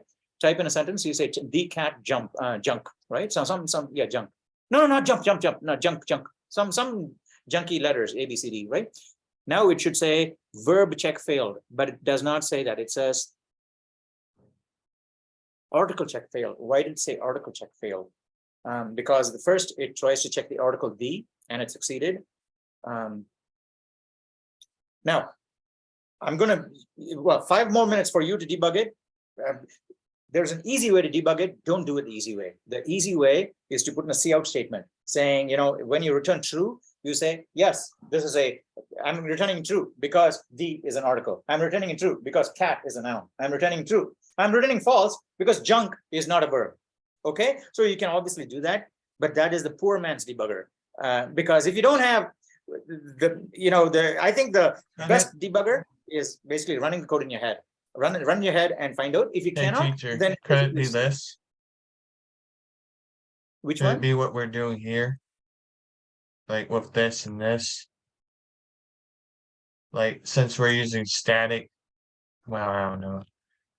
No, It it's could not. be- Static. The static basically just gives you that stream, and then you can pull from the stream, right? Yeah. You can pull from the stream and in sequence. That's not it. For some reason, when you're checking a verb, it's printing that message. And one way you can do this is right on line.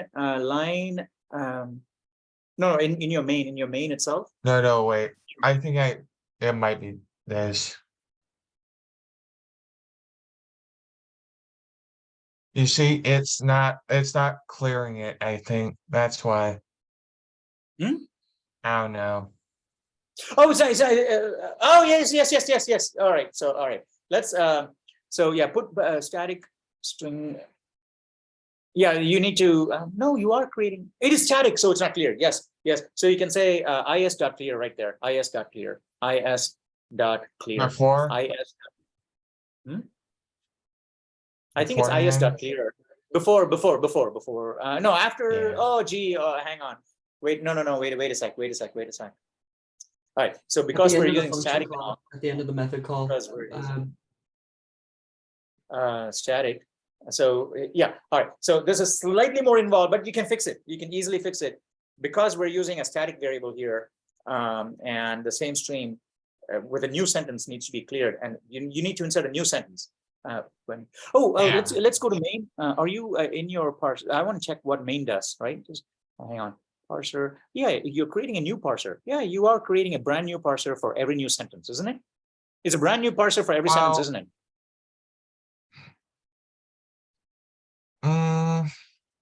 It might need to be cleared anyways. That's what I'm saying. No. Just It's a as brand new parser. It's a brand new parser for every sentence. no, between word checks, does it need to be, does the word need to No, be no. cleared? Between word checks, it needs to be shouldn't be cleared because we want successive words, right? After you No, read I the mean, first word, does the word variable itself need to be cleared?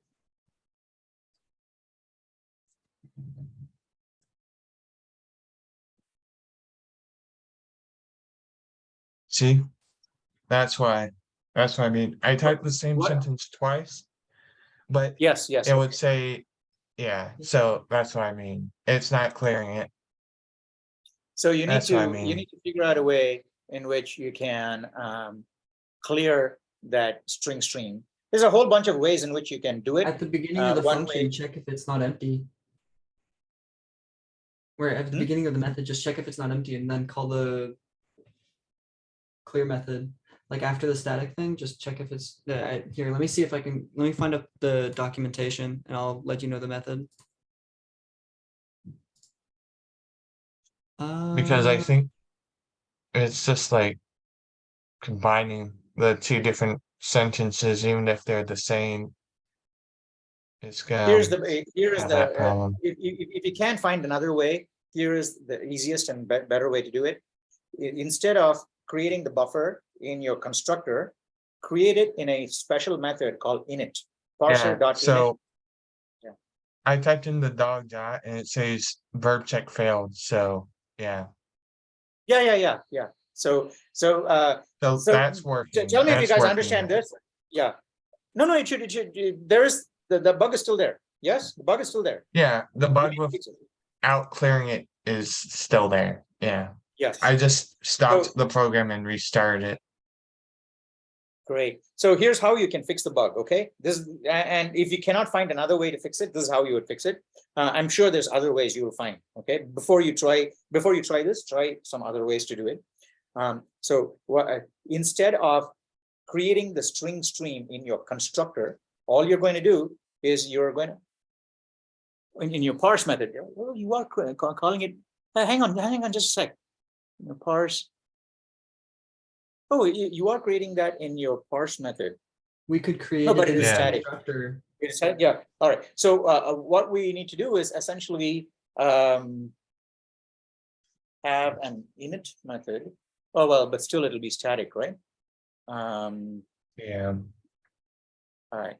So, well, let's take a minute and try and figure out an elegant way to do this. And I'm also going to think. Okay, I'm also going to think of an elegant way in which you can handle this situation. All we need is for that string to be created, the stream to be Do we created. need to keep the stream? Do we Hmm? need to keep the stream? Do we need to even keep it at all? You don't need to keep it. However, you So need to keep the value between successive calls of is article and so on, right? Because it is the same stream. Yeah, but it's just, I mean, my question is, do we need static there at all? If we remove static, is it just going to work? No, it will not work if. If you remove static, wait. If you remove static, once a parse method is called and exits. That's it, right? That's all the parser does. But And how then we does create a how new does this parser. article? Oh yes, yes, that is correct. Thank you, Adam. Okay, So that no is the static. best solution. You can get rid of the static, yeah, and I think that should work. Okay. That was the solution. Yes, very nice, very nice. Why do we put static in there? Yeah, because I wasn't thinking clearly before. I was thinking, you know, it's going to be a true recursive descent where one method can call another and jump around. And so it doesn't actually have to be a member or a static. You're right. Very nice, very nice. Nicely done. All right. Now, does it actually work though? Does it work? Noun check failed, verb check failed. Oh, you are getting the right thing. It makes sense to have the stream as a private member of the class if maybe instead of passing the Preposition check failed. Yeah. Yes. And to answer Adam's point is that we don't need to make that a private member right now because we're just doing it inside. right We're now it getting all doesn't the matter. way- I'm saying like if you were to add like a bunch of bells and whistles to this program and you wanted it to like let's say we wanted to implement those like Will Sing or Han Solo, it makes Uh-huh. more sense to be able to access the stream as a private member because then you could pull like multiple words from it rather than being forced to take just the one and not being able to see anything before or after, which also lets us fix the a/and thing as well. Right. Right. But I think that yes, absolutely. But that Like I will, said, not important right now, but yes, if we were to exactly. add Yeah, bells that's and right. whistles. It's a very good observation, but it will take. There's a lot more that work that will be involved there, obviously, because then you have mutual recursion and all. So yes, so this is good, and I think you can now try and in order to do the a and dependency. Do you need to do that? I don't think you need to do that. Okay, I don't think you need to do that. You probably don't need to do that, but it is a solution that will work for Is that. is more general and will handle that. You're saying. Yeah, Um, if you wanted to, like if you could use that to handle that, is what I'm saying. You don't. I mean, yes. there's Just look obviously many ahead. solutions. Yes. So that kind of grammar where you have to look ahead one symbol, look ahead one LL1. It's called LL1. So one symbol look ahead. Can we do this? Yes. I don't want to go down that road right now because it'll involve I don't know, double the code size really because you have if statements everywhere and things like that. But yeah, you can absolutely do that. Okay, you can do that and share it in the forums, and we can develop it more. But should I just but you can delete still the do the cout article. statements? Yeah, you can get rid of Or- the CR statements. Yeah. Oh, well, you can. No, in fact, you can even leave them in because you'll never see them unless something fails. Yes. Yeah, I guess that's true. But technically speaking, was that the point that you just made is the right thing to do, right? You should not have cout statements inside of interior methods. Those methods like is article shouldn't be doing cout talking to the user. Okay, the only thing that should talk to the user is main. So those cout statements should really be part of main, where you say if is article, then you say no, it's not an article, right? Where is the if statement in your main. So should I just keep them in just for the sake of the testing, or just? No, I think let's clean it up because it's just a very simple change. It's just 1 I minute. could comment them out. Yeah, get Yeah. cut it. Don't kill it. Cut it. Keep it in your clipboard and go to your main. Yeah. Stop it. Triple click and delete. Triple click and delete. No, triple click and delete it because triple click and cut it. All right. Now go to your main. No. Before you do that, go to your main. Yeah. Okay. Right. Go to your main, and where do you do the article check? Where do you do the article check? No. Oh, it's this. No, in your parse. I think in your parse, the one above that. Oh, I see. Okay. But the challenge here. Parse is also an interior method, and it only returns true or false. It doesn't return an error message, and so we don't that information why it failed parse is not given back to main. And if it was given back to main, you can surface that information here. But unfortunately now, we can still make it slightly better, right? So put that message in parse. Go to your parse method. Go to your parse method. Where you, yeah, there you go. If is article, return false. There you say squiggly brace there. Squiggly brace, curly brace, enter. Now you can do the CR, enter. Now you can do the C, yeah, there you go. You can change the C out into CERR, yeah, less than, article check failed. Yeah. And then return true in there. Now that is slightly better. I mean false. But let's put a comment, yeah. But let's put a comment above this method, saying this method will print to CERR. However, it's an interior method that should not talk to the user. So, you know, so we should, yeah, well, I think, you know, yeah, to try to avoid things like this in clean code, right? In your clean code, try to avoid things like this in your clean code. Only methods, only main or other methods that are tasked with talking to the user, only those guys can use cout and CERR, right? So a parse is really not it's an interior method, so it shouldn't talk to the user.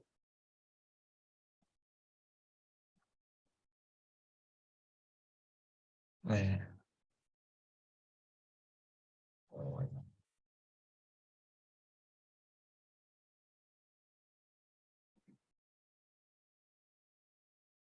This is gonna be a while.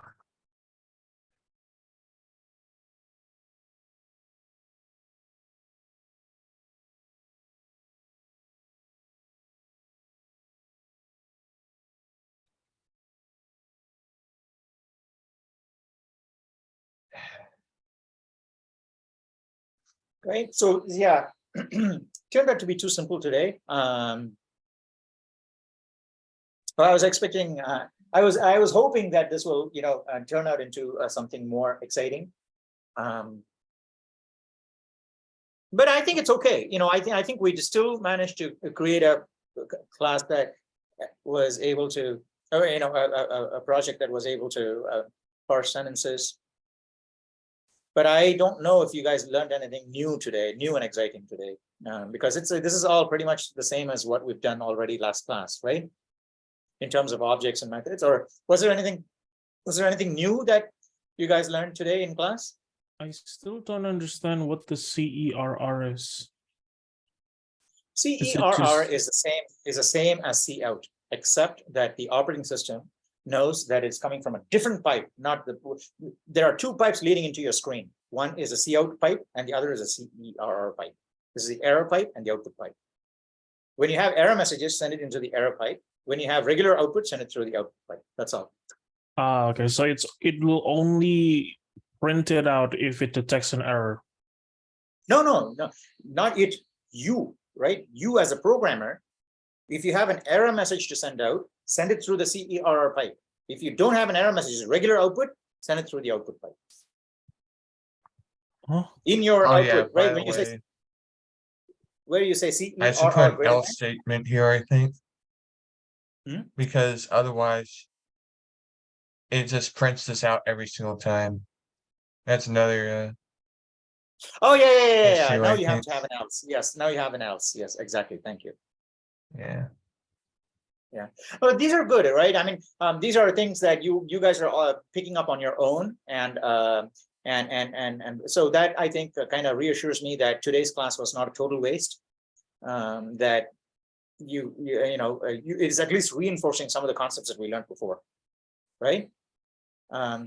Was this class? Do you guys feel this class was kind of wasteful in that you didn't? There wasn't any no new stuff that was talked about. With some new stuff, right? Some new stuff. Okay. I was just gonna say in both of your is now and calls, you still have it saying article check failed, by the way, for the CER or CRR. So CRR is like an exception. So if there's an error rather than it printing like the long red line. Oh, yeah. Prints that thing. Mark, one sec. There's a, the second one should say noun, not article, on line 99. Yeah, and the last one also. Yeah, I think that's what someone was pointing out before. Yeah. In fact, since you're outputting, you can even be even more, if you want, but you can even be more informative and say second noun check fail. Yeah. Second article, all these things. You can do all these things, but then our grammar is so contrived and small. But eventually, you'll start implementing more sophisticated grammars in which you say, is a noun phrase. If it is not a noun phrase, it is grammatically incorrect, right? But how does it know if it's a noun phrase?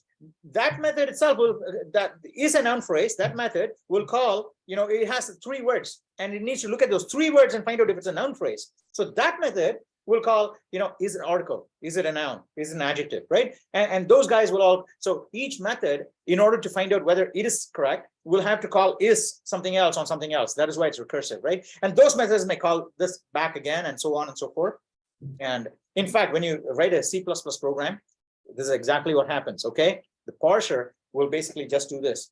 It'll say, I'm expecting a curly brace. Is the next one a curly brace or not? Okay, if it's not a curly brace, red ink, syntax error, I'm not going to compile, okay? I saw a for statement. Okay, after the for, I need a parentheses. Is it a parentheses? No, right? If it's not a parentheses, return false. If it's a parentheses, return true. That's basically what it does. That's how you get all those messages when you try and compile the code. Okay, and essentially this is, well, it's a sophisticated form of a parser that uses shift reduce, not recursive design, but it's the same principle at the end of the day, right? So this kind of parsing, not this kind of parsing, this parsing strategy is what happens when you try and figure out if a program, if the input is grammatically correct. Now, obviously, the scope for bells and whistles here, endless. Wow, it is 10:04, and you guys are still here as usual. Thank you all so much for your patience and sticking around. So, but basically, at this point, you guys should feel free to embellish this more. And for the challenge and for the extra credit challenge, try and see if you can make this work with with that additional thing. You may have to introduce extra variables in the class.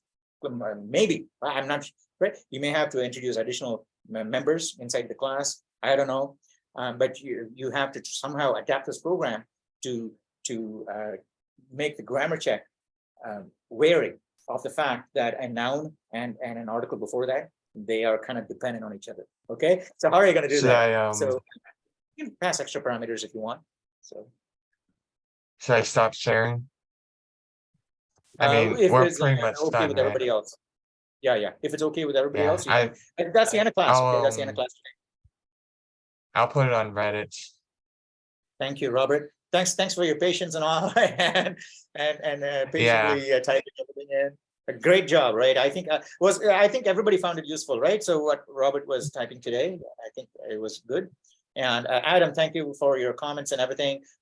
Please, all of you, right? Take a crack at taking this program to the next level, right? First of all, it doesn't have to be like these stupid little sentences that we did. Make the grammar a bit more sophisticated, add more color to it, maybe more vocabulary, whatever it takes, right? Make it more interesting, exciting, turn it into a game.